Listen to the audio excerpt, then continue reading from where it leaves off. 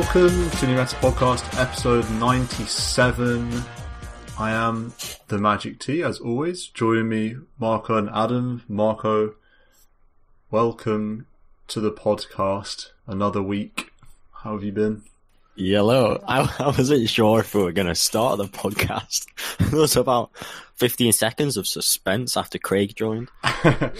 Yeah, I know, yeah. I wasn't sure exactly what kind of fluff sentence to add after I said welcome to episode blah blah. Usually there's like a sentence and then I say welcome as always, Mark and Adam, but I was just like, I can't think of anything. I just go straight into the confirm my name and then... Yeah, that was bold. And then intro you. I am Magic T. Marco Taco. Yep. Adam, come dine with me. Hello. How have you been this week? I'm good. I'm losing a lot. Yikes. Yeah. Sub 50% win rate with all the friends of the pod this week. That's not good. Yeah.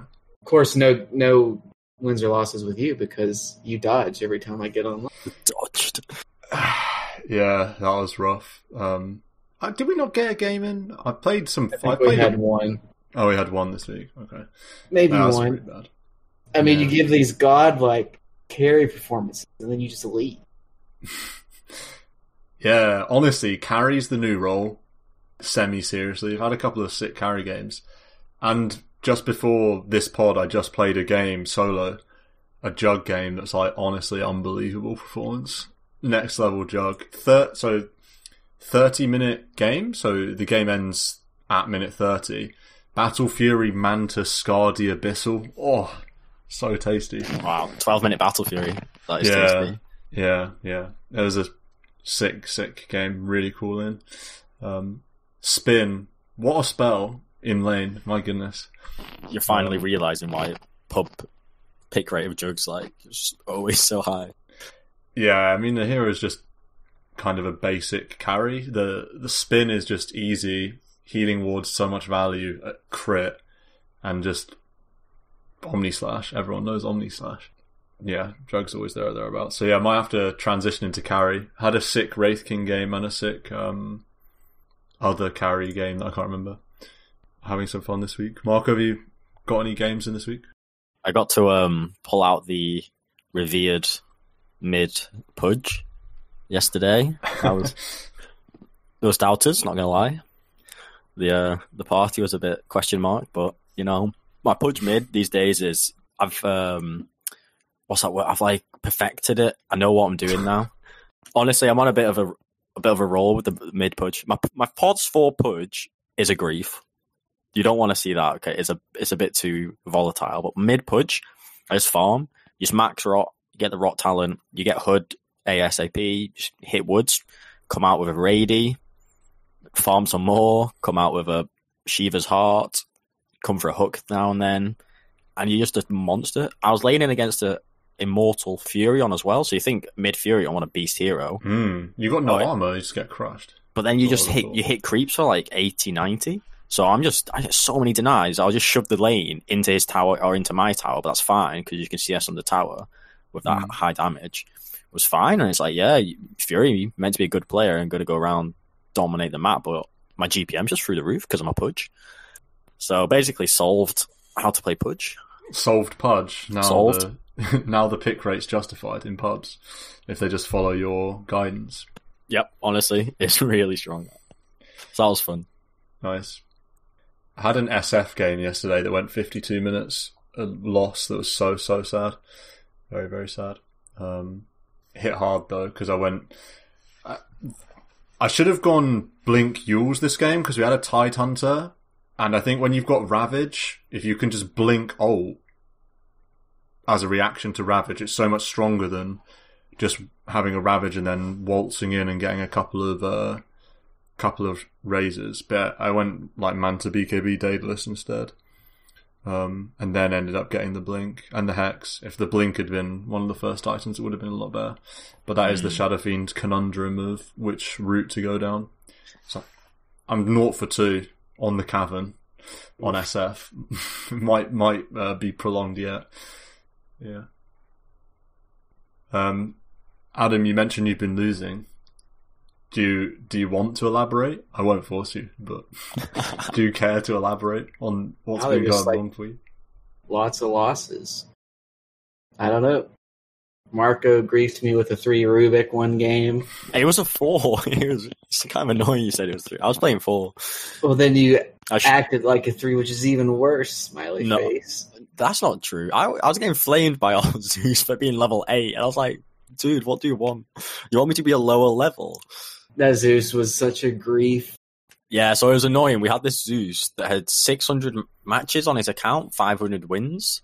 So I got debated thinking he was a good, competent player, but actually he was a Legend of 5 who's just obviously abused his account somehow. And so I put too much faith in the Zeus to be able to use spells on heroes and whatnot. And then we got it. He had classic. Like a giga high battle pass, like 1600 or so, and then he also had the what do you call it?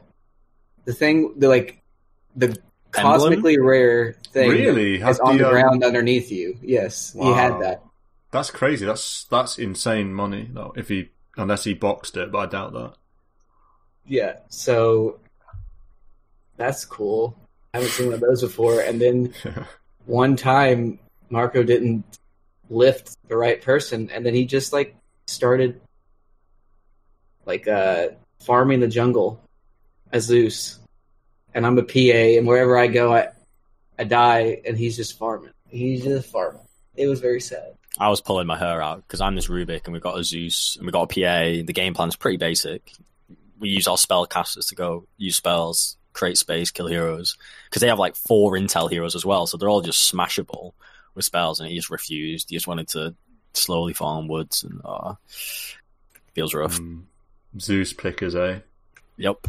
Zeus pickers. Well, then he was like, you guys are only saying because you guys are a 4-stack. This is what you do. You just blame the solo person. And it was just like, please just cast spells. And then and then he just kept being like, why aren't you casting spells? Everyone's spells are uncool. He got mad. Yeah, but that was a bad game. I called it my magnum opus game this week. Just my greatest Dota 2 performance in a. So that's one thing that sucked about this week is I haven't done any contracts. They're just all picked over now because everybody can do 3 and they just fill 3. I don't even know if everyone does them, but there's nothing left to pick by the time I get online. But I had the 22k physical damage quest, which is a fine one to do. I was like, I'm going to play carry. And I picked Wraith King. I'm like, that's a lot of physical damage. And it was a 28-minute game. And we stomped. And I had 4.6k damage. Not physical. That's total. With a radiance. 4.6k hero damage in a 30-minute game, and we had 30 kills, and I was 2-1-2. That's a game right there. But I had 18k building damage, so I didn't care about heroes. I just hit buildings and hit jungle creeps. Basically, what happened was Wraith King and then a 5 Veno, and it wasn't Nick. So this was another person griefing me with 5 Veno. And then they had a Mars Jakiro offlane, so just awful. And I went to the jungle level 4, and I didn't come out until I had Radiance MKB. So it's pretty epic. Yeah, rough times. Speaking of blaming things, though, are we ready to blame the patch? Because we're expecting the hero side of things to be kicked off soon. Maybe today, but more likely in the next couple of days or something. So we've had, 7.27 for a little while. Do we have any initial thoughts on this patch? Have we played enough to have a grasp of any of the changes coming into effect? I feel really happy with it. Honestly, I'm looking at my match history on Dota, and the last, 12, 14 games, none of them have ended before 30 minutes, and that includes a couple stompy games, like stompy slot games. You still can't end before 30 because of the pace of the meta and all these changes they've made. I like that, to be fair. I don't want to be in a game where it's over in 20, even if you win or lose it.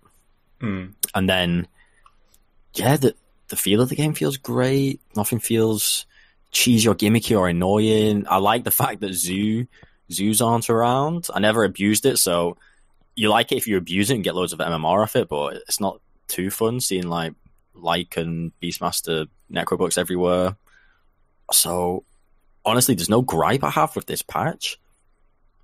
Yeah, I agree. It seems to be in a decent sweet spot. I feel like the sweet spot is that 30 to 50 minute range. If there's too many games that are either side of that, it kind of sucks. Like, I wouldn't want games to regularly be below 30, and I wouldn't want games to regularly be above 50. Yep. I've had one 52-minute game this week, and I've had 2 games that have ended on minute 30. So we're kind of there or thereabouts. So, I mean, I agree. I also feel like it's kind of up in the air where the patch is going. One thing, though, is that I think a lot more late game greedier picks are coming in, particularly in carry. You know, there's a lot of talk about how Anti-Mage is back and Spectre's back, Battle Fury is being built more widely, all of these greedier heroes in general coming back, which I think is good, because like you say, that's much better, I think, than just being like, well, you pick Beastmaster and Lycan and you build Necrobook, or you're going to be outpaced, basically. So I quite like it. I feel like the hero pools have opened up quite a bit. Yeah, I like that as well, particularly as an Anti-Mage fan. In previous metas, you could for certain pick that hero, be that at any point in the picking phase, and all they need on the enemy team is kind of 1 or 2 hyper-tempo heroes, and you're just never going to come online early enough. But obviously, that's not the case now. And if you look at the win rates of Anti-Mage, it's like 54.5 in Divine Plus. Same with Spec, it's similar. It's really strong. So there's obviously this room for these late game heroes to come online. My concern is that Anti-Mage is going to get nerfed, because I'm holding out all my Anti-Mage demand to play the hero until the Persona is released. Because when the Persona is released, I'm picking it as first phase many games. So I don't want to like burn myself out now, and I'm not picking it now. But then, like you say, it is getting popular, and maybe it's going to get nerfed up a little bit when they do this big hero patch, which will be sad. But then if you think they're going to release the Persona, they probably don't want to nerf Anti-Mage. Yeah. Because so many people will play it. Yeah. I don't think Anti-Mage is in a bad spot. It's in a strong spot. I don't think in like that strong of a spot. I haven't seen it other than me picking it. I've seen a lot more Spectre and Void and that type of stuff. Yeah, that type of late gamer. Popular. Yeah. I hope that Anti-Mage comes back strong, because I haven't played Meepo in about 6 months. So if Anti-Mage is suddenly this big hero, then I'll just fly out with a Meepo. And Silver Edge is good now, so maybe I just skip Blink. Maybe you just definitely do Silver Edge on Meepo. We'll see about that. The only shall I continue on heroes? I got a hero point. Yeah. The only hero that strikes me as needing nerfed would be Ursa. I know I've mentioned it week on week, but there's another one. I mean, you've always got the kind of cheesy like Visage heroes, but I don't. No, I think it's Ursa and Quap. Does Quap need nerfing? Her win rate's 50. Let's have a look at her win rate. I mean, she's definitely overpicked because of the Arcana and because she can play 3 or mid. I don't know if she needs nerfing. Is she that OP? I don't feel like it. Pretty good. The pick rate's pretty insane. It's like 30% pick rate with a 52% win rate. It's pretty strong. That ult is so good. Pushing people. Yeah, the push factor's really good. I don't think she'll get... I honestly feel like she could get left. I think she'll get a small nerf. I think they'll give a small nerf. I don't know what it will be, but I think she'll get a small nerf. Blade Mail changing wasn't enough. And then Orchid getting buffed certainly didn't help. If anything, I mean, I don't know if they'll touch up items in the next patch, but you could say Orchid cost might go up like a couple hundred, because the cost now, it being like just under 3.5k, is very, very favourable on a lot of heroes, like your co-ops, storms, off-lane heroes don't mind first building it. So maybe the Orchid gets nerfed as a way to kind of indirectly nerf the co-op. Yeah, it's interesting looking at Dota 2 Pro Tracker like a cool person. 6k plus games in the last 8 days. The most successful hero is Night Stalker, followed by Clockwork, then Spectre. That is kind of interesting. Night Stalker being 58% win rate. I definitely don't want to see this hero come back, even though I got gifted the golden hands or whatever from the Immortal Treasure 1. Thank you very much, Marco. But yeah, it's interesting to see the disparity between the 6k plus games and Divine plus. But like Adam said, Faceless Void's very high up here as well, with 54% win rate. So Void's been another hero that I've enjoyed with this new Blitz Knuckle MKB. I think that... So I had a Void game yesterday with Nick and Loop, and it was the perfect item build. MKB followed by BKB followed by Butterfly. And I mean, the damage output MKB brings you, the item progression, we spoke about this, it's just so desirable. Then you follow it with BKB so that you can fight in the mid, so you can blink and hit people. Because often people think Void is a one-trick pony and it's a Chrono and that's it, and Chrono a hero, kill it and that's your job. But really, your Chrono is only half the job of what you're meant to do. You're a good carry because in a fight you can always jump on heroes. You can slow heroes with your W. You're a big hitter. Kind of hard to kill because of your Q, and if you get a BKB, you should be invulnerable. So that timing is so important, I think, for a hero like Void, which isn't as mega hard carry as, say, a Troll or TB. Like, they do want to fight, so I think second item BKB, I mean, it was perfect. Then the Butterfly, they had an enemy Sven. There was one point near the kind of critical point of the game where he's trying to right-click me with his God Strength, and he's missing 30% or something. And I just about live, and it's like a huge team wipe or something. So that was Omega Pog. I have played a lot of Void because of that MKB change. He's definitely fitting right into the meta at the moment because of the playstyle, because of the items. When this hero patch comes out, it's going to be interesting, I think, also because the dust hasn't settled on what was quite a large patch, 7.27. So Valve are kind of just pulling the trigger and hoping that the heroes that are strong now are worth changing. I do think that they risk buffing a hero that's lying low at the moment because the patch has only been out for a week. There's some, whatever, maybe Lone Druid or like Clink, so I'm just throwing out random heroes, but Luna or whatever are like really, really strong, and in 3 weeks' time they would emerge. But Valve's patching the heroes now, so they might get buffs that they don't actually deserve. So yeah. That's interesting. Yeah, it'd be interesting to monitor which heroes get buffed. There's also the question of, do you try and balance things out by nerfing what you think are the stronger heroes, or kind of leaving the stronger heroes as they are? Like I said, I think only Ursa sticks out to me as someone that needs a direct nerf. Or do you try and buff the weak heroes and try and bring them up to par with everyone else? Probably it's going to be a mix of the two, but sometimes maybe it's those B, C, D patches where it's like blanket nerfs across a range of heroes.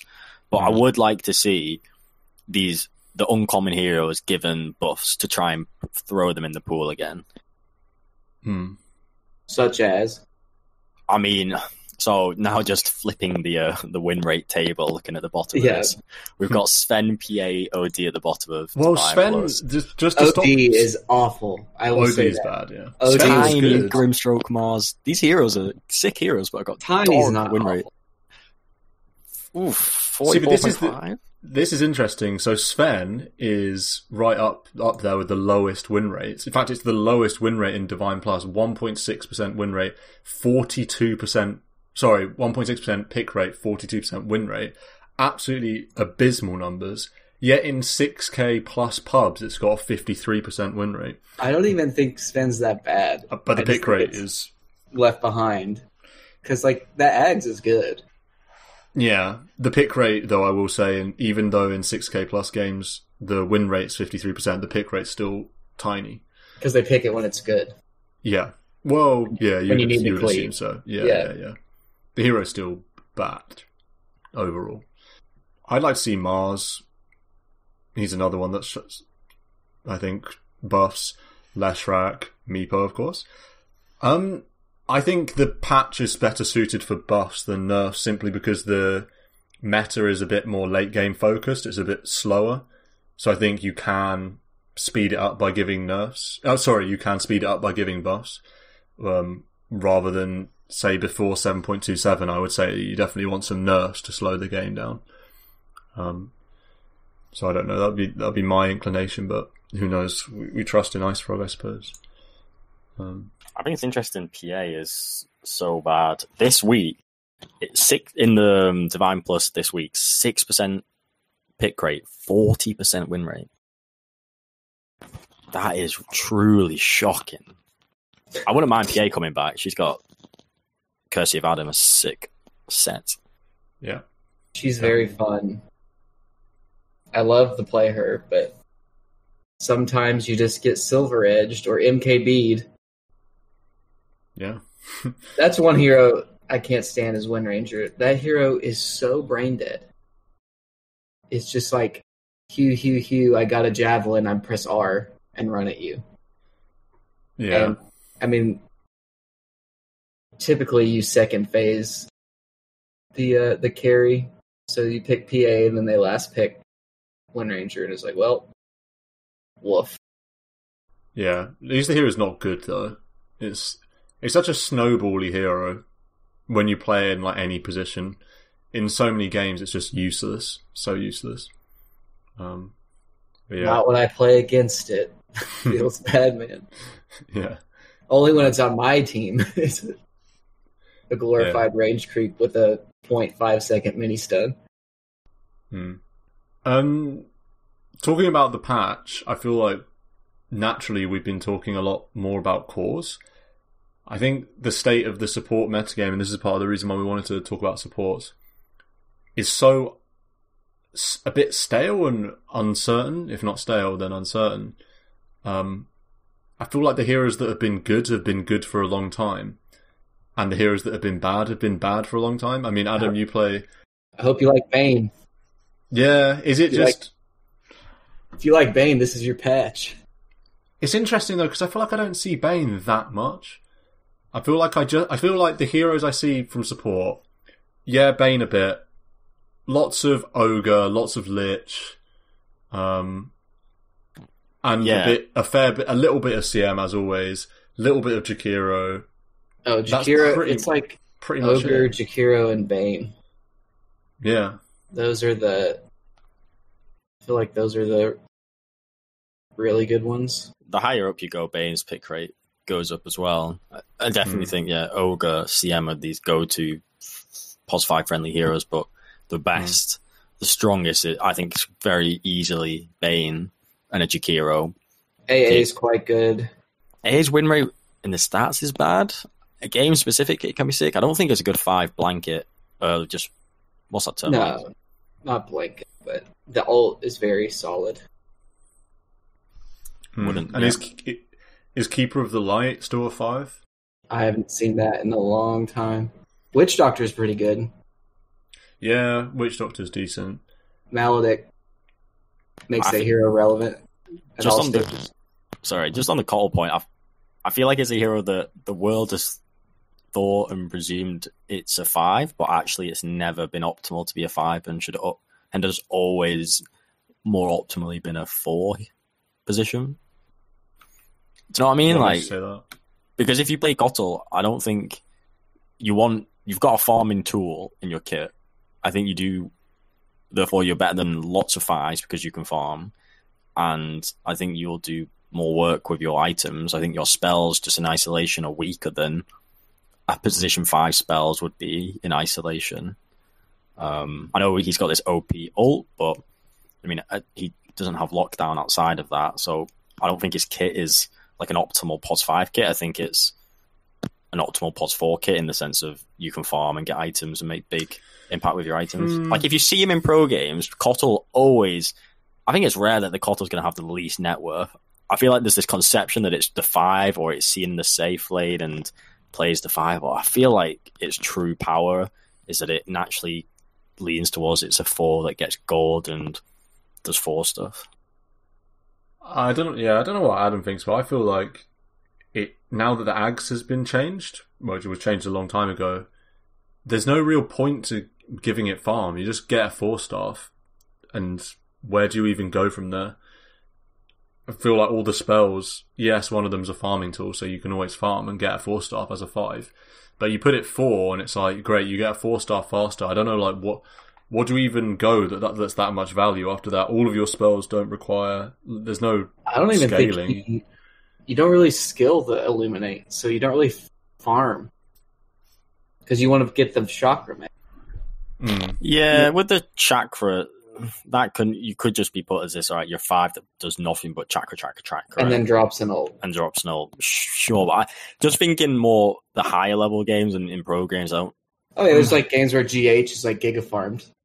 Yeah, maybe my memory's like a bit warped. I always feel like when Kotl comes out or came out, maybe this is more past time, that it would be a hero that kind of orientates this 4 where he gets a good amount of gold and it's pushing lanes down. It's not ganking. You're not ganking anyone with a blinding light, really. You're shoving creeps and getting items better than other 4s can do, and then you provide value with your items and obviously your spells a little bit. Maybe with this new chakra it can fit a 5 better. That was the old days when the Ags was really sick value, and you'd stack for yourself and farm it in jungle, and you would play a farming POS 4, GH style, TI7 GH style Kotl, and then you get Ags, and you'd be insanely strong, and you'd push at daytime with the heals and stuff. Now it's now that Ags is not really worth getting anymore. Yeah, I do feel like, I don't know, maybe you could try 3.5. No, that's a bit too much, actually, to say Kotl is a 3.5. I'm just thinking, it obviously can farm very well, and we shouldn't understate the value items can be. Maybe. Maybe. Blinding Light. Man fight with that. Yeah. Just on a basic point then about supports, why is it that makes these heroes like Jakiro, Bane and Ogre picked a lot? Is it just laning? Is that where we're at? I mean, that's probably... I mean, it's definitely top 2 in terms of assets to the hero. Obviously, in an Ogre, it's pretty certain that that's its prime factor. But then, Bay and Jakiro, top 2, it's like they provide so much power in the lane, so much meat. I mean, you've just so much protection for the carry. You're not getting rolled over. You can hold your own. It's so much value just from that. And then you move later in the game, and we spoke before, Bane's control is just through the roof. And when you don't have this monkey business play styles where you don't have 5v5s all the time, you just have kind of maybe small skirmishes, Bane just goes crazy with the control it has over 2 heroes. And even later in the game, someone like Jakiro, you shouldn't underestimate that. The ice path and even the slow it brings on its Q, and it's meaty, so it's not just dying in the fight straight away. Someone like a Jakiro, it differs to Bane. They are a bit different, but they both do what they do really well. Jakiro, you can get gold with it. You can farm quite well with your Q and your E, and that lets you get that first item like yours or 4-staff faster, and then in a fight, you're bringing so much value with those items. Bane, on the other hand, not going to farm as much, but kind of kill potential is unmatched. Yeah. So, definitely. Yeah. What those two do is just bonkers strong. And Go on. Well, I was just going to say, Jakiro brings a lot to the table. His kit's so varied. You have this Q spell that's like a lane-winning farming spell and decent damage. E obviously has lots of different purposes, farming amongst them. And then you have this macro power spell, which is crazy damage and can be really nice combo with other spells. Also just deepish is obviously insane. That's what it's very commonly used just to guarantee to kill one at least wave from any range. And then Ice Path is an insane spell, super long range stun. Yeah. It just like does everything well. Yeah. Hero, I think. One of the reasons I like Jakiro personally is that in pubs, I know I can provide lane push as the 5 because of your Q. Or so yeah, you can use your Q and a bit of an E and get it done. Or if you're in a situation where you can't linger because then you'll get picked off or reveal yourself too slow, tempo, whatever, just drop a macro pyre. It's like a 60-second cooldown or something. Drop it. Dude, leave. that macro pyre. That macro pyre, bro. So I wonder how many listeners know that reference. Yeah. I don't know that one. Iconic. Is it ESL? Yeah, ESL, I think, yeah. You probably know it. You say, dude, that macro pyre? Dude. Yeah, it got to the point where people were like memeing it, writing it on the banners that the whiteboards that they hand out. Yeah, people were just writing in pen, dude, that macro fire. Yeah, yeah, so funny. Oh yeah, so another thing I was going to say. So yeah, I like Jakiro personally because of that push aspect, and then like say you play Jakiro. If you're not top 3 damage in the team, you're doing it wrong. The hero can do so much damage in team fights because of its spells. So it's just insane. But my last point on those two is that the fact you can blind pick those 2 heroes first pick without a shadow of a doubt. There is no game where they are bad. Like the worst that can happen against the Bane says they've got a Shaker, and Shaker's a great counter because he just stuns you from really far away to interrupt or a silencer or a silencer. But even then you're just winning because they pick silencer. Yeah. No, I'm just saying like there's games you can get like just destroyed. Oh, what, as a Bane or Jakiro? Oh, as a Bane, but then it's fine still because you're still a Bane. You know what I mean? Like you're still like you're eating like okay, they pick Clockwork, right? Okay, that's one of Bane's worst nightmares because battery assault. Yeah. There's like he has 3 ways of getting rid of your channel. But if he's going on you, then he's not going on somebody else, so it's okay.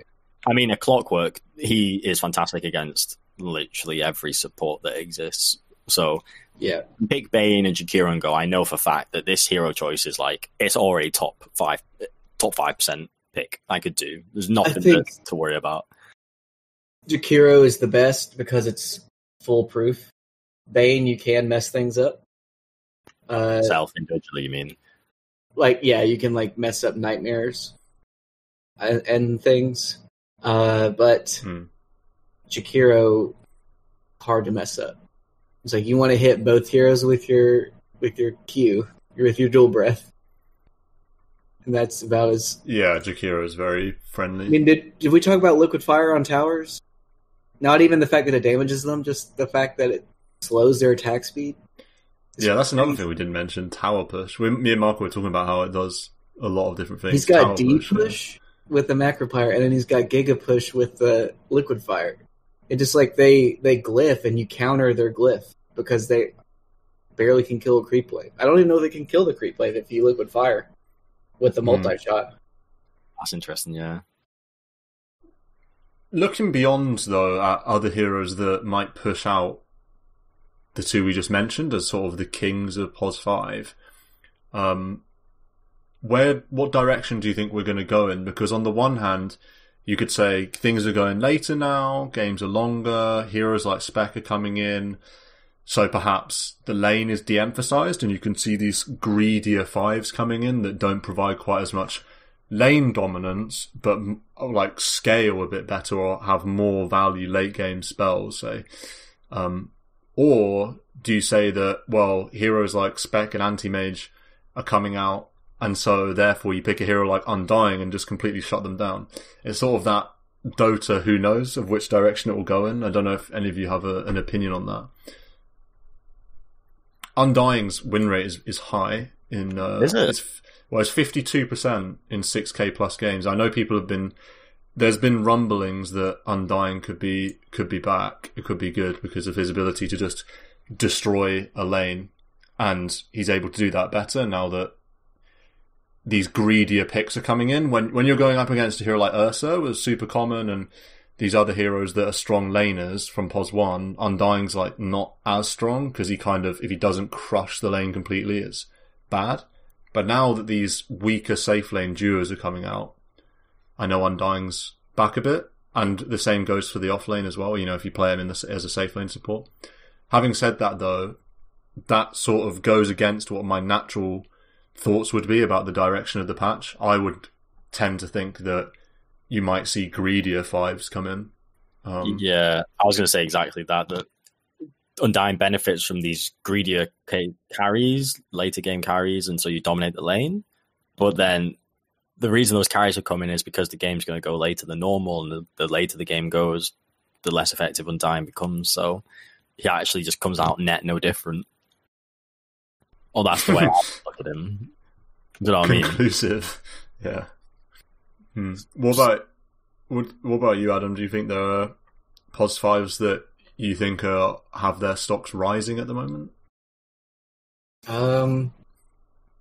Warlock. Yeah, just get your Spectre to survive. Yeah, that's a classic combo. It's not even that you're Warlock, you're Shadow Word. That's pretty much all you do. I played a Warlock, it felt great with a Spec. Just like, come back to me, heal. And then I would leave. And then I would heal. And then you have late game utility. Yeah. Because then all of a sudden you're you've passive golded up a Ags, or like a Force Staff or something, but Ags if you're a baller, and drop your double Golem and you're level 20, and then you die and you drop a third Golem. Level 20 Warlock is pretty fun. It's unlike any other support because they switched it to oh no, level 20 Undying now, right? Drops the tombstone. Yeah. Not 20. It used to be 15. That was what made Undying fun. Was that now it's like you don't even get the level 20.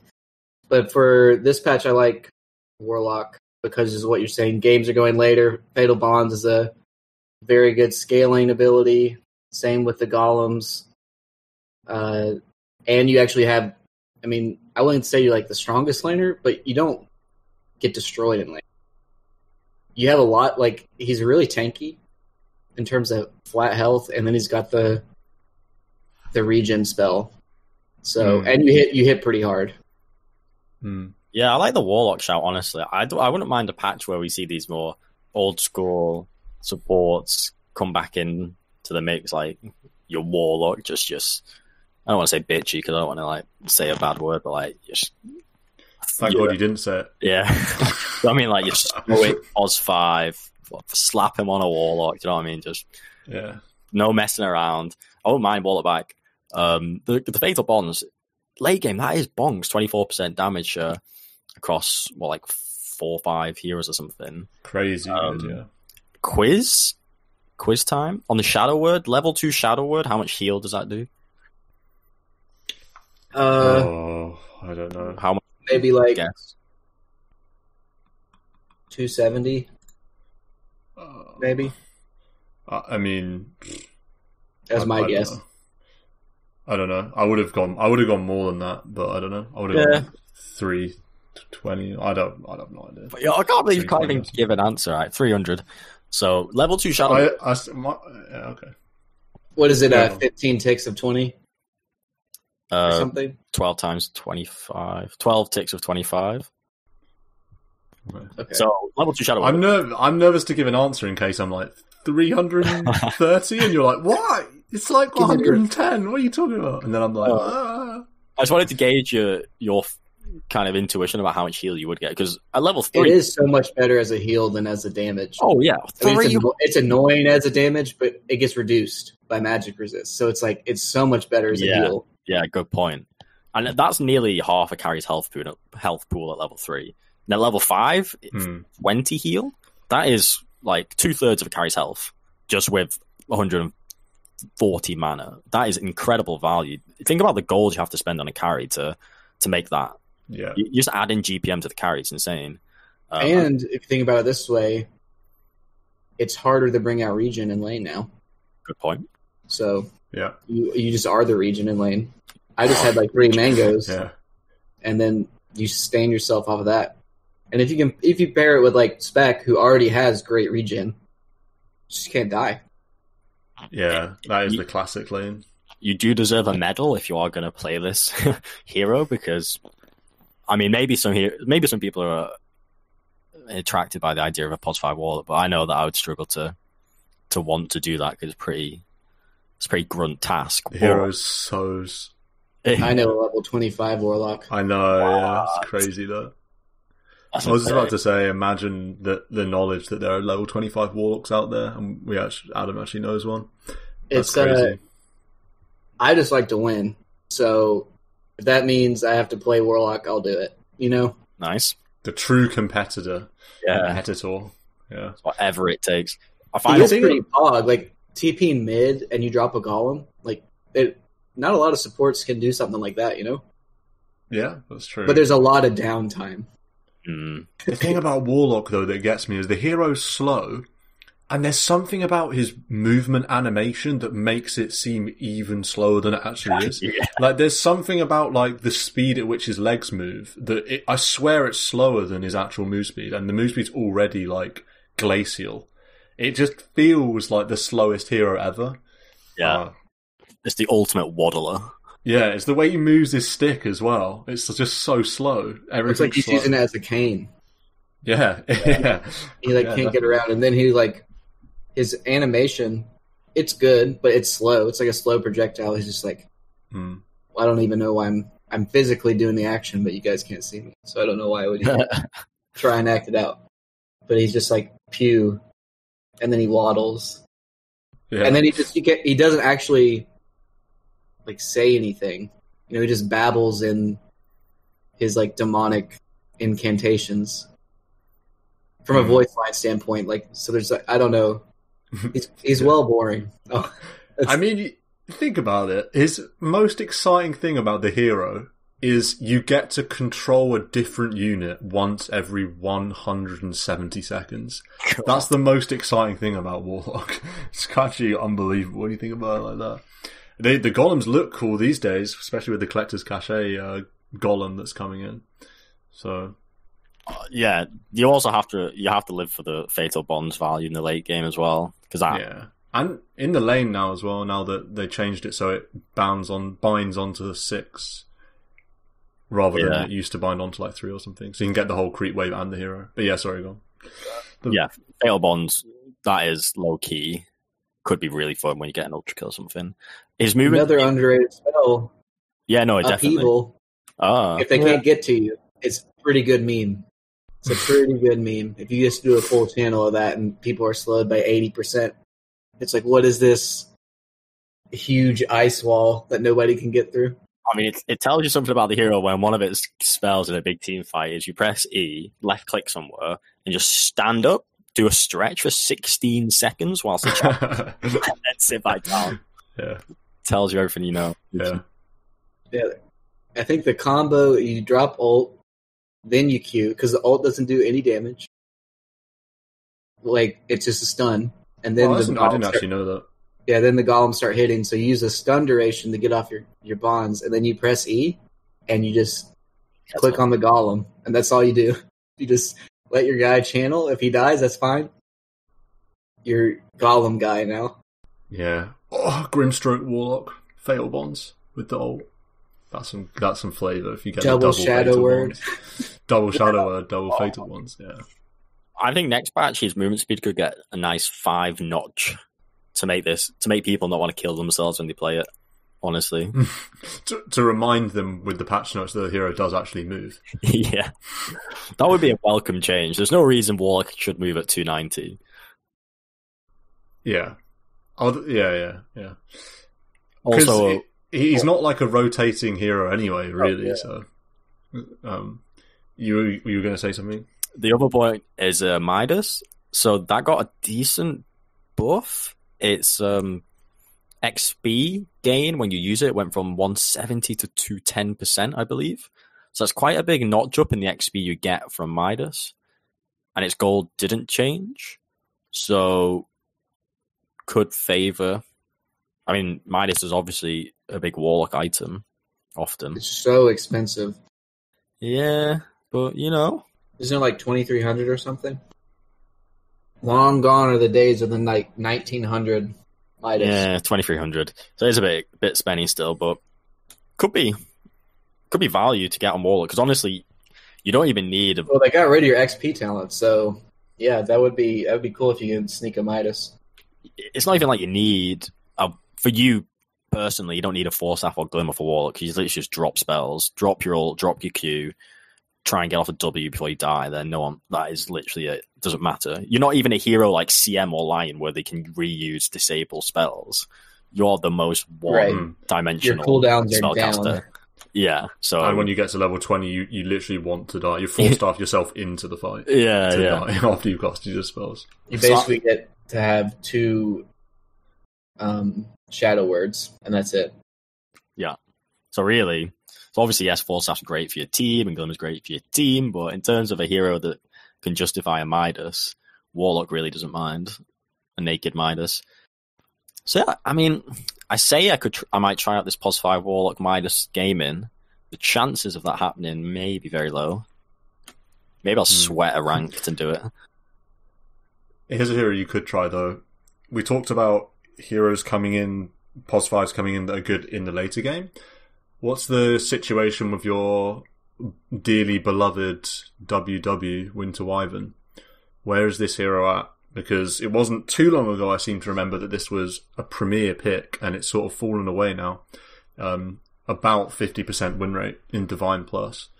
How do you feel about Wyvern at the moment? When was it a premier pick? Because to me, it's only got better. It had its time. We talked about it not too long ago. We talked about Wyvern and how you were like loving it, and it was like first pick hero. Okay, I still think that is the case. Great Lake ult. Yeah, I'm a fan of the Orchid build, and it's even cheaper now. Bleh. Yeah, I know you're not. I've still not tried that build, actually. I think Wyvern, its power is underutilized. I think its skill ceiling or skill floor is a lot. Is it higher or lower? I can't remember what the phrase is, but like to play Wyvern decently is much harder than to play a Bane or Jakiro decently. But I do think Wyvern as a hero and the kit and the value it brings can match a Jakiro or a Bane. I really do think so. But just on the whole, I feel like it's not well played.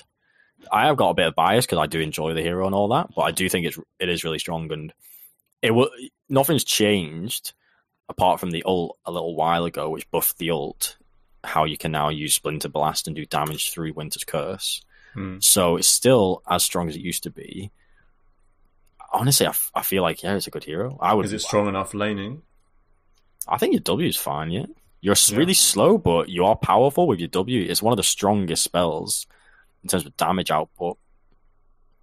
So, do you want to be? Yeah, it does push the lane though, and I feel like at the moment there's a lot of heroes that just want a lot of carries just want to AFK. If these late game heroes are coming in, they don't want their lane pushed. I think it's fine, honestly, because it's all about the side pull, the hard camp side pull. If you push a lane, that's honestly fine, because if you can then pull your next lane of creep into the hard camp, ideally it's a stacked hard camp and it minces that lane of creep dead. Even if it doesn't, you'll still get your equilibrium back from that pull. Honestly, that side hard camp pull is just everything. Yeah. Okay. So, yeah, I don't know why you don't see this hero more. Maybe it is too exploitable. Like, you can just get run down and you are slow and not as tanky. You couldn't just... Like, games I've really struggled with is when the enemy really gets in your face. And it's not like you're a Bane that can just sleep and walk away, or Jakiro is tanky and can slow heroes. If enemies are really on top of you, you're really weak, because you've got nothing to stop them just nailing you. You can press E and prolong your death by 5 seconds. Exactly. So I guess that defensive side lets the hero down in terms of making it Omega strong, but on the flip, offensively, if you've got space and you've got a game, you can do so much work. Yeah. Yeah, that's fair. Adam, how do you feel about this Disruptor hero? Is this it? First of all, is this hero a support that you categorize as a bit weaker in lane and stronger in the late game? And if so, do you think Disruptor could be coming in or not? It's hard to say if he's weak or strong. Thunderstrike's a good spell. Yeah. And I think he's got pretty bad range for auto attacks. And he just doesn't trade very well, other than Thunderstrike, of course. He's got, outside of that spell, though, it's kind of weird. I mean, he's got good kill potential with certain people. You got to make use of Kinetic Field and Glimpse. He really shines outside the landing stage. The ultimate chase hero. And he does scale quite well because his Ags ult is just insane. It's like an AoE Doom. Yeah. AoE Nullifier. And he really goes well with gold, like Blink or Yules. I mean, that's what people were... That was the GH hero, right? The 4 farm up Yules. It's kind of like the same idea as Jakiro Yules, but you actually can just solo people. Because you Yules, then they fall into your ult. I always liked him more as a 4. He seems really greedy as a 5. Why is he greedy as a 5, though? Because all you need to do is glimpse someone into an ult. No, I just think if you want to scale into, like, the Ags and stuff. The Ags Yules stuff. Is he? Yeah, I think he's not necessarily good enough unless you go into the Ags. 5, you get stuck on, like, the Glimmer. It's not. Yeah, it depends how good the hero is by itself. Because it's sort of, you could maybe say it's similar to Shadow Shaman. If the hero is really strong, you can play it as a 5. But if it's not that strong, then it's only really worth thinking about it as a 4. I would say it's just similar to Disruptor. I don't know if the hero is just good enough in a vacuum to be a 5. Maybe you need to do some sort of weird Ags play to get value from it, and in which case it needs to be 4. Yeah, I agree with the Shadow Demon that it needs to be a 4 to realize it's... I thought you said Shadow Shaman. Oh, did you say Shadow Shaman? Yeah, but you can go Demon. I was actually going to talk about Demon next anyway.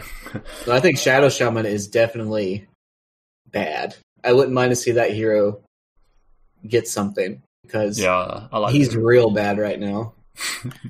On Disruptor, just before we leave it, I think it's good enough to be a 5. I think it's got the same weakness as, say, a Wyvern, in that it is weak.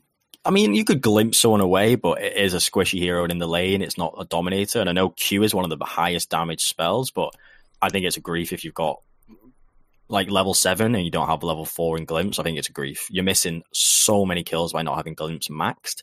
So by that, you're going to be a bit weak in the lane because your Q's not high level and you're not like a trader. So I think its weakness would be that in the lane, it's not strong enough.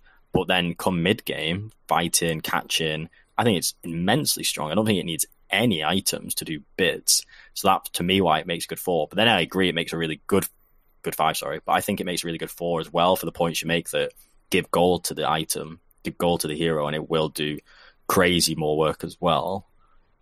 Whereas, say, someone like, a Shadow Demon as a 5, or it maybe it's not doing enough, because it really does want to have like an Aether Lens plus 1 item to do loads of damage and do loads of control.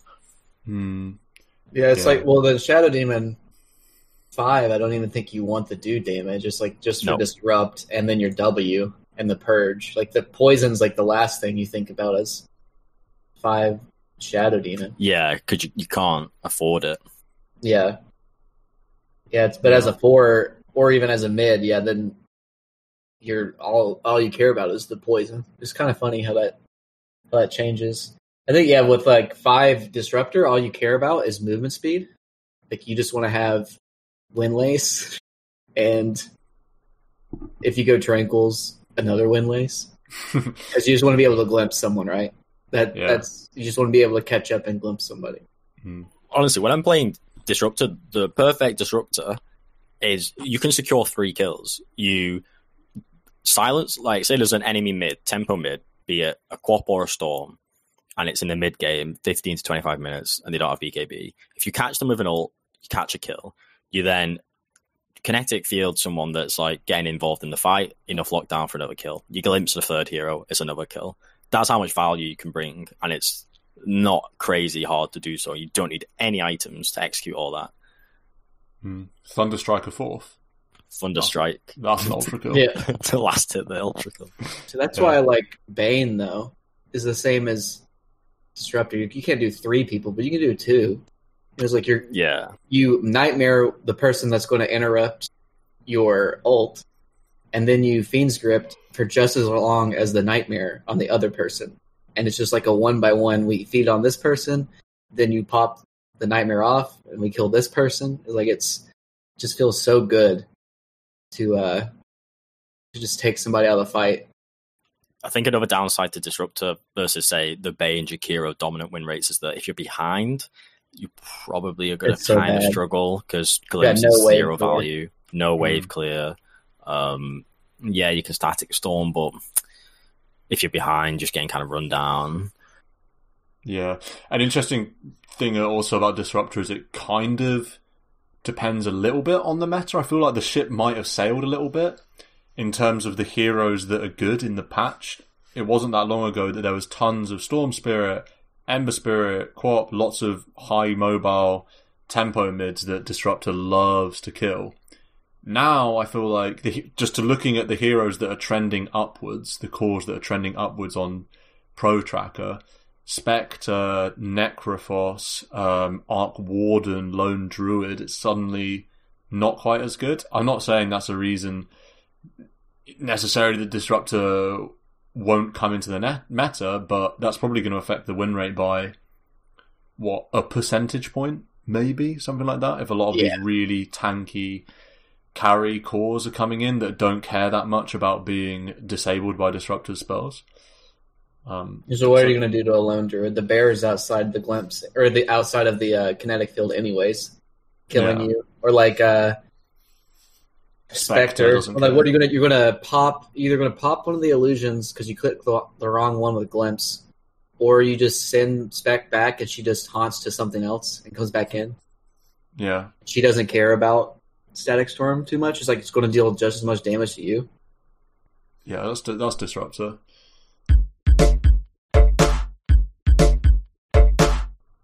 Let's see, in terms of 5s, I don't know if there are any other lock and load 5s that we haven't really talked about. We mentioned that Witch Doctor's decent. I guess Oracle's another one, but I don't really feel... Adam, do you have any comment to make on Oracle? I feel like you have... Other than I love Oracle? Yeah. Is it good? I don't think it's ever bad. It's just that not enough people play it. And not enough people will ever play it. I think like that's the hero that is the most misunderstood. It doesn't matter that it's been like 5 years since he's been out. People never bothered to learn what the abilities do. I don't know what it is about the hero. There's just like, what is it? What does this do? What does that do? Like, what order of these things? Like, I can't even tell you. Okay, I think I can name all the spells now. But there was a long time where I didn't even know what they were called because they all sound vaguely like the same. Yeah. Like Fortune's End, Fate's Edict, like that. That could be the same thing, like a possessive and then a noun. Why? I think I could name them. I couldn't tell you what they do though. I know False Promise is the old Fortune's End. That's the Q, right? Yeah. And then the other two, Fate's Edict. Oh no, I do know. Fate's Edict is the disarm that makes you immune to magic. The magic, yeah. And then Purifying Flames is the nuke. Okay. Yeah. I don't know. I mean, there's combos of stuff that I don't know how it works. He's so good. And he's not like a team fighter, but he can... His False Promise is just as good as like... I mean, if you have a carry or something, you know? Yeah. It's good with hard carries because it's a good save. So you could maybe argue that as these harder carries come into the game, a hero like Oracle comes in. Having said that, though, I feel like Oracle's got underrated tempo. It's got a good route, and the save is often more value, or it can be just as much value in mid-game skirmishes as it is in late-game situations. It's got great, like the Purge is always sick. Always some good things to get rid of in the mid game. And then Fate's Edict is so strong. I mean, you could obviously mess it up, but if you do it right, Troll goes on you. Oh, Fate's Edict. You can't attack during your ulti. Oh, now I've rooted you in place. And you take the Roche because you disarm Roche. That is like giga underrated. Yeah, he's one of these where, in theory, you should be able to pick him first phase, and he's going to provide value no matter what because of Fate's Edict. You either nullify magic damage or you nullify physical damage with the same ability. So it's always pretty relevant. His ultimate's always great. You just don't want to we're going to blow all of our spells on this hero. I Fate's Edict. They take no damage. Or my troll's going on somebody. Fate's Edict them so they don't take magic nuke. And he can't attack and lifesteal. It's definitely you can do it wrong. And maybe if you think about how you play against Oracle, the name of the game is you kill him first. And then make him use his ult on himself. Yeah. He's a good hero when he gets saves off and he provides so much defensive power. But you just get around that by killing him first. It's not like a Warlock where as long as they get spells off, value done, kill the Warlock first, doesn't matter. With an Oracle, you can definitely completely kill any value added from that hero. And, I mean, you talk about, he has got decent spells in the lane, but doesn't feel like the scariest laner. No. You can't really stop heroes killing him unless he ults himself, but that's a win. So maybe it's got its place. Certain games it is Omega Strong, but it doesn't feel like an amazing 5. Yeah, no, I definitely agree. I think the laning is the major detraction from Oracle, I would say. And then beyond that, it's just sort of funky 5s, like Spirit Breaker, or your weird, trees and bounties and weird stuff like that. If the game goes in that direction, I kind of hope not. Although having said that, I do feel like the 5 pool is too thin at the moment. Of all the positions, it's probably the thinnest pool of premium picks, I would say. Yeah. I agree with that. So that warrants some changes. We talked about the nerfs and buffs across the whole patch. Do you think in terms of just the 5 pool, would you like to see nerfs to the Banes and Ogres and Jakiras of the world, or buffs to the others, or a mix of both? I don't ever want to see a 5 get changed unless it's just first pick every game outlandishly strong, because 5s change when the cores change. 5 changed with the meta. So right. I don't know. I don't think there's anything that's what would you even do to Bane? It's just Bane. You know what I mean? Are you going to tweak numbers? I don't. Nothing that he does is OP. He's just strong. Yeah, I think they would just change numbers, wouldn't they? Probably they'd change some laning numbers, give him a little movement speed. off. Yeah, take 5 off move speed, take 1 armor off. He does have great stat gain and great art. He's just great. He outstat gains a lot of carries. Yeah. Bane, does he still have the identical stat gain? I think it's 2.6 for everything. Yeah, that's pretty strong. It might be. There was a point when they buffed stat gains across the board. It might not be 2.6 anymore, but it is the same. No, you're there. 2.6. 23 plus 2.6. Nice. Yeah. I do like that about him, is that he's just got the same stats for everything. Just maybe 305 is pretty good though for a base movement speed. Maybe they change that. Yeah, we talked about these premier picks. We didn't even mention Chen because it's just not picked enough. I guess because this is the new meta podcast. Yeah. we don't get Chen. Yeah. But Chen, 56% win rate in Dota Pro Tracker. And even in Divine Plus, it's 54%. That's high for Chen. Has Chen ever been in such a good spot? I feel like it's crushing the meta right now. And a 5% pick rate, that's That's decent for Chen. That's pretty good.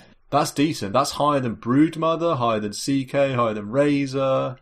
We're flying. It's the same as Venomancer, higher than Nyx. That's kind of insane that Chen is this high.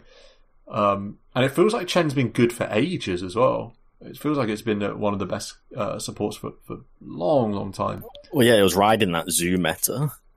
That's true, yeah. Seems to have survived the zoo, whereas where others haven't. Oh, no, it hasn't. See, this is the thing with Chen. I've clicked into the win rates and I see 54%, but that's because it's all of the MMRs combined. In Divine this week, it's still 56%. So it feels like the Chen has survived the zoo where heroes like Lycan and Beastmaster haven't. Lycan's win rate, for example, down to 47% in Divine Plus. I don't think Lycan's ever been that low. I think the Helm Dom and Vlad's, they are very up Chen Street. The Vlad's particularly. Vlad's is a great one for Chen because you don't need to rush it, like we said in last week's episode. And Chen is more than happy to pick up a Vlad's at like a leisurely pace. And it's just the perfect hero to have it. Also, his innate spells is good. Yeah. In lane, and then like easy camp creeps are good now. You know what I mean? Like dominate, like Harpy Stormcrafter, that move the Cobalt Foreman, and the I don't know what the Ice Lady is called. That's a good ass creep. That's like so strong. That slow, is good base attack time. It used to be, level 1 and 2 Chen. You're just waiting to get level 3 so you could just dominate the creep that actually could do something. But now you actually can make plays with level 1 creeps or level 2 creeps. You usually get that divine favor first in lane. I think the region's pretty disgusting. It's like a Spectre under tower with divine favor. It has like 11 regen, or it feels like, or something like that. Just with no tangos. Also, the ult is good now. The ult's just a really strong spell. It was not really strong, but it's good. It's a good spell. It used to be such a meme how bad this spell was, when it was worse than How. On like a 140 second cooldown or whatever. But now it's very noticeable, if you're pushing and taking fights. It's a big heal. So Chen, the hero's there. It's still there. So if you pick Chen, he can still zoo it up because that's part of his kit. Yeah. Even when zoo's bad, this guy's not too bad. And I do agree that Helm Dom is still decent on him. I don't like that item though now, overall, but he can make it work. Since the tweak, I've seen some Spectres still buy it. I think that's so bad. Yeah. It's when you get mech on Chen with the ult and mech, it's pretty strong. Like it's pretty crazy saves and Holy Persuasion. And Divine Favor. The sustains is crazy still. And mech's a bit better now because it gives that armor aura around.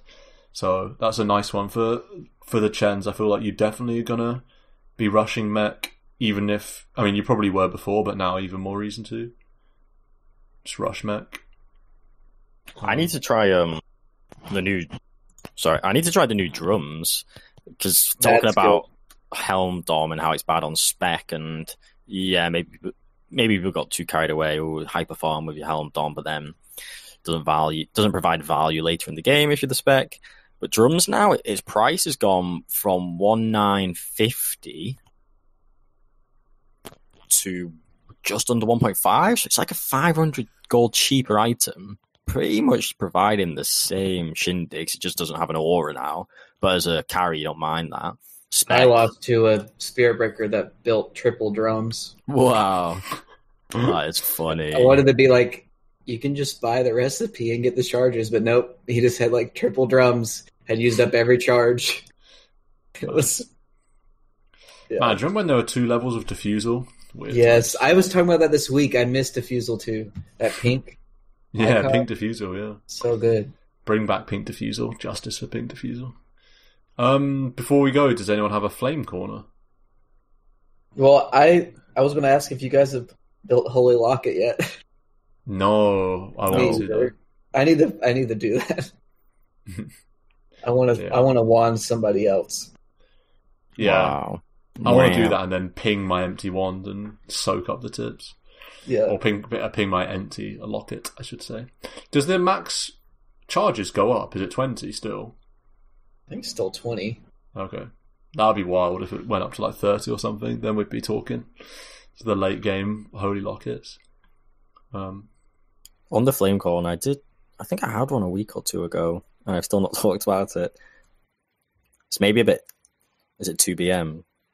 I'm not sure. You calling someone out? It's not an individual. It's more a population of people that they... Oh, no. You can't... Please don't say a certain country or race. No. It's... No. It's like one of these malleable populations. It makes sense if I told you what it is. Is it certain pickers? Is it like... Ooh, not certain pickers. Certain MMR. The person who picks Zeus falls into this category, not by their own choice, though, but by nature of the matchmaking system. I'm alluding to when you've got a random fifth on your team. I was thinking about could flame them a little bit. Random fifths. But it's pretty harsh because often, I mean, they're not there by their own choice, and often they're great, but often they're just dog and really unhelpful. And that's it. I mean, yeah, it's an interesting. How do you play as a random fifth? I mean, you should try and work with the team, and you should be PMA as everyone should be, and you should try your hardest as everyone should. But it's just that often you get these random fifths, and they just like the Zeus we had. Maybe he's not toxic, but he's not trying to play with the team. And you try and give suggestions, and then they get really defensive and go, "Oh, you're flaming me because you're speaking on voice comms, and I hate you for that." And it's like, mate, I'm just trying to help you play better and play with their team because you're a 4. And so then there's this disconnect. They blame you for queuing as 4. It's like, you did this. Yeah. To me, you queued as 4, and now I'm stuck in this game. Like, we've also had our fair share of random fifths who have been toxic and feedy, and I don't know why that happens. I mean, I guess it happens because that won't happen when you've got a 3 and a 2, and it obviously doesn't happen when you're a 5-stack. Well, we've had a lot of games. If you're toxic and feedy, and you're not going to get people wanting to party with you, so you have to go solo. Yeah, and you get slapped with a 4. Exactly, and we've definitely had a lot of games where we've had someone like that who's just whiny or just crazy, just volatile, just feeding or crying. But the worst for me, I'd rather someone kind of be like that, but then in a warped way be really try hard and sweaty, because I don't know, I'd rather that weirdo whiner who's just like kind of funny rather than the person who's not funny and doesn't try and like play with the team. Because say with the first case of some crazy toxic person, they're just a goner, and you go, okay, we've got a goner on the team, let's get on with it.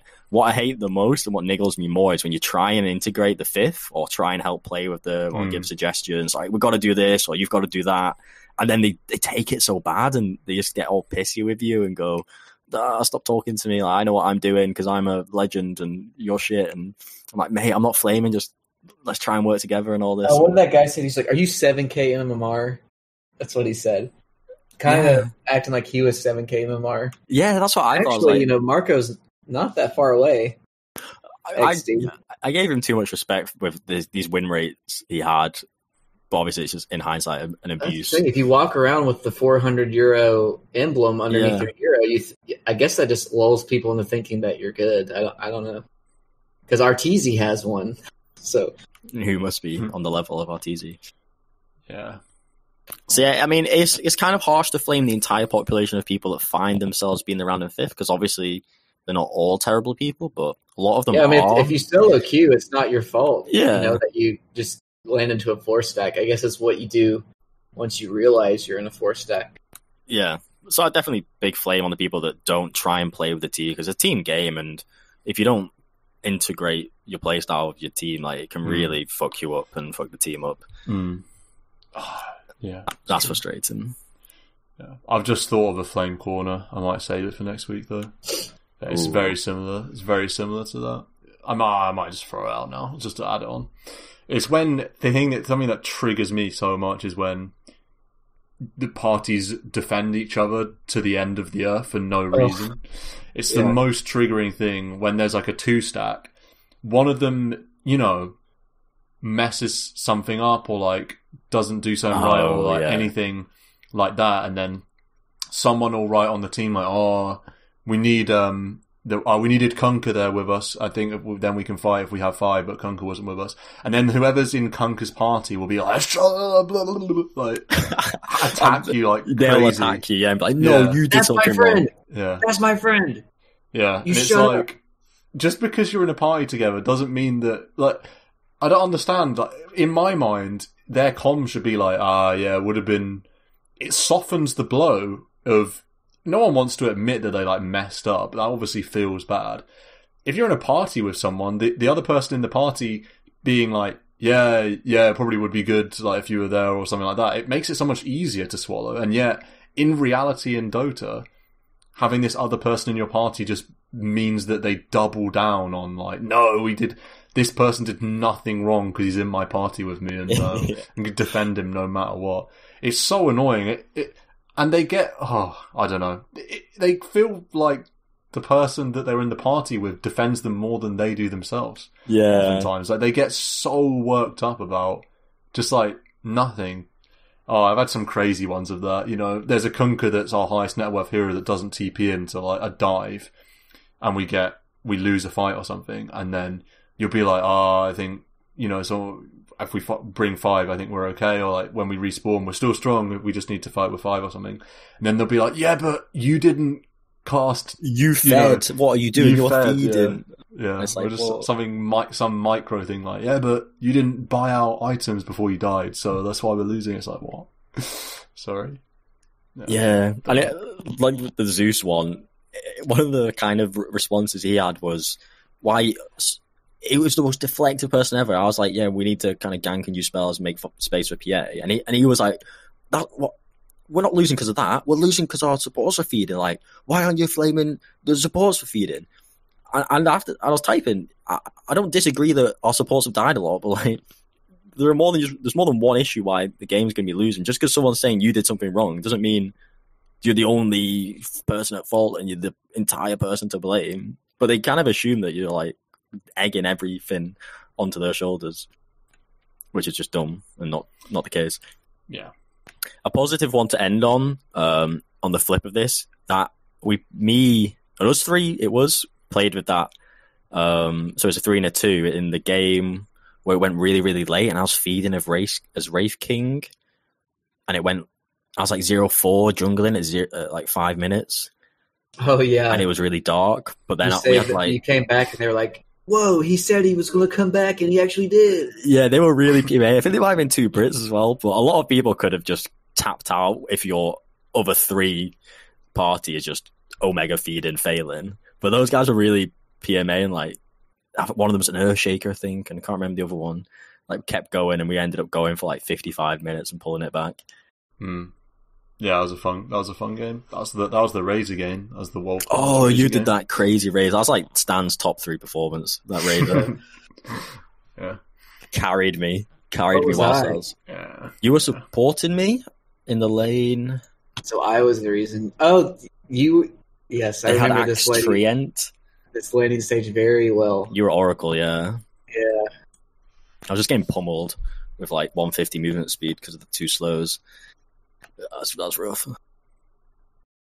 Well, until next week then, I guess, and hopefully episode 97. This was 90... Wait, was this 97? Yeah. This was... Oh my word. So 98 will likely be a patch review, at least in part, if the heroes do come out. I don't know if Valve will hold their fire for a bit longer, given that they kind of may want the dust to settle on 7.27. I'll have to see about that. Hopefully there's a patch out though. I always like to look over some notes. But until then, final whistle as always.